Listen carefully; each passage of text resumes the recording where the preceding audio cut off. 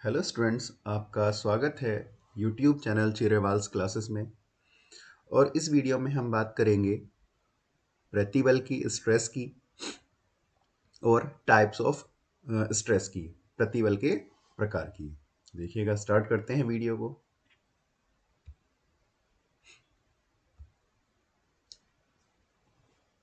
जब किसी पिंड पर बाह्य बल, एक्सटर्नल फोर्स लगाए जाते हैं तो पिंड के आकार में परिवर्तन या विरूपण होता है, डिफॉर्मेशन होता है। और इस डिफॉर्मेशन का विरोध करने के लिए पिंड में आंतरिक प्रतिरोधी बल, इंटरनल रेजिस्टिंग फोर्स उत्पन्न हो जाते हैं।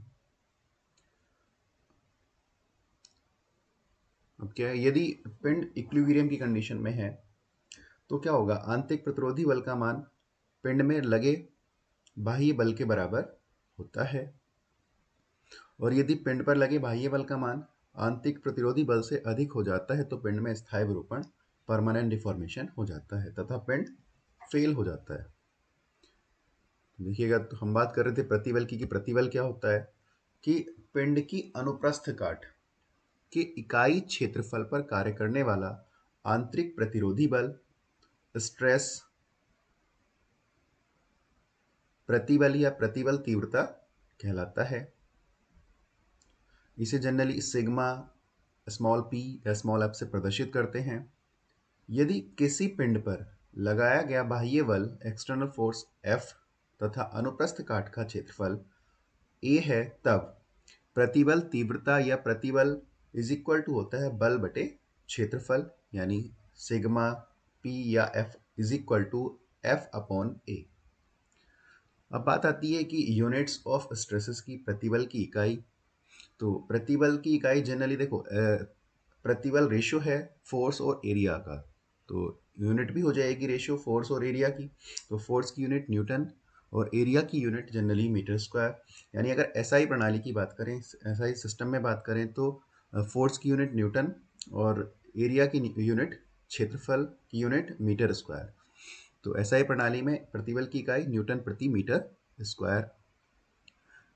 लेकिन प्रतिबल की प्रयोग की जाने वाली अन्य जो इकाइयाँ हैं, अदर यूनिट्स हैं, हम न्यूटन पर एम स्क्वायर यूज़ करते हैं, किलो न्यूटन पर एम स्क्वायर यूज़ की जाती है, के जी एफ पर centimetre square, M P A, G P A आदि यूनिट्स प्रयोग की जाती हैं।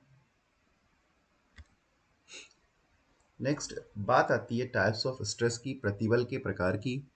तो प्रतिबल जनरली थ्री टाइप्स के होते हैं, तीन प्रकार के होते हैं। नंबर वन, तनाव तथा संपीड़न प्रतिबल, टेंसाइल और कंप्रेसिव स्ट्रेसेस। सेकंड, कर्तन या स्पर्शीय प्रतिबल, शियर और टेंजेंशियल स्ट्रेस। सीधे तथा नमन प्रतिबल, डायरेक्ट और बेंडिंग स्ट्रेस।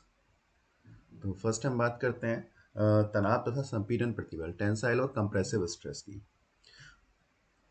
तो तनाव तथा संपीड़न बलों के कारण पिंड में उत्पन्न प्रतिबल तनाव तथा संपीड़न प्रतिबल, टेंसाइल और एंड कंप्रेसिव स्ट्रेस कहलाते हैं। यदि किसी पिंड पर लगाया गया तनाव या संपीड़न बल F है तथा अनुप्रस्थ काट का क्षेत्रफल A है, तब तनाव या संपीड़न प्रतिबल sigma is equal to F upon ए।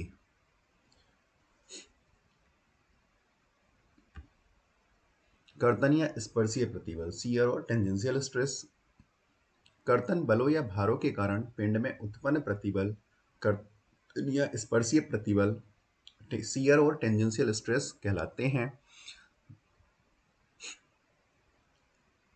जब किसी पिंड पर दो समान, समांतर तथा विपरीत दिशाओं में लगने वाले बल पिंड की काट से स्पर्शीय हों, पिंड की काट से टेंजेंशियल हों, तो पिंड का एक भाग दूसरे भाग पर सरकने की प्रवृत्ति रखता है।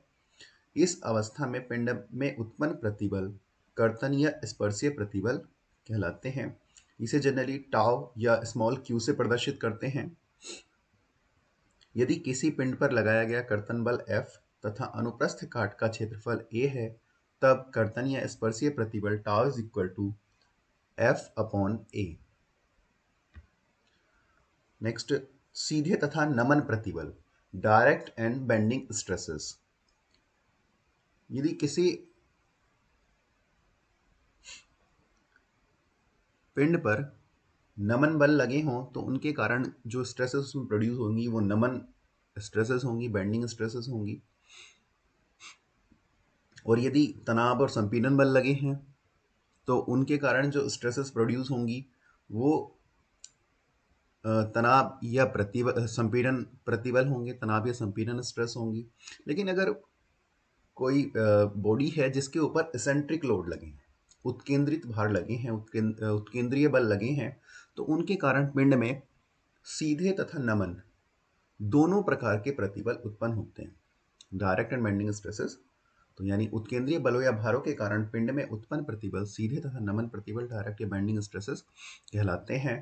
तनाव तथा संपीड़न बलों के कारण पिंड में उत्पन्न प्रतिबल सीधे प्रतिबल तथा अनुप्रस्थ बलों के कारण पिंड में उत्पन्न प्रतिबल नमन प्रतिबल कहलाते हैं। सीधे प्रतिबल को सिग्मा डी से तथा नमन प्रतिबल को सिग्मा बी से प्रदर्शित करते हैं।